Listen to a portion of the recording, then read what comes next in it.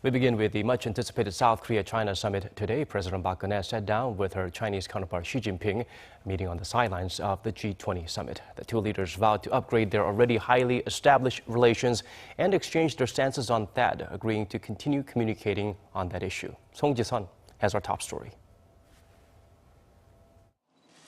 There were steps forward, but not dramatic ones, as the two inched closer to an understanding. Park called for Beijing's cooperation, stressing that this is the last chance to curb North Korea's nuclear and missile threats, and that if it weren't for those threats, there would be no reason for THAAD. Chinese President Xi Jinping vowed to implement the UN sanctions on Pyongyang and reaffirmed Beijing's stance on a nuclear-free Korean peninsula.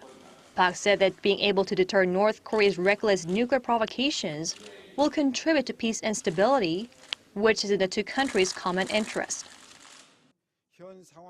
The two countries expressed concern and recognized the urgency and severity of North Korea's continued provocations.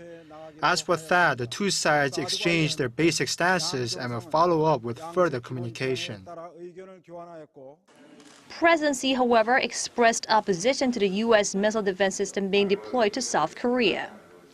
According to China's state-run Xinhua news agency, President Xi said, quote, "Mishandling the issue is not conducive to strategic stability in the region and could intensify disputes."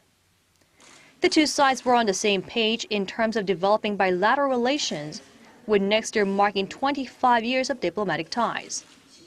Park said relations should be upgraded from recognizing their differences to trying to narrowing that gap. 지금 우리 모두가 직면한 다양한 안보, 경제적 도전에 효율적으로 대응해 나가기 위해서는 새로운 시각과 접근법이 필요한 때라고 생각합니다. We must take an active role to encourage global and regional peace, and we must overcome difficulties and challenges for China-Korea relations to develop on the right path. Going forward, Seoul and Beijing agreed to reinforce strategic communication on multiple channels while involving Washington in a trilateral dialogue. After having agreed to revive communication on North Korean issue with Russia and now with China, President Park will continue her call at summit with the U.S. and Japan, her next stop of Laos for the ASEAN summit. Song Ji-sun, Arirang News, Hangzhou.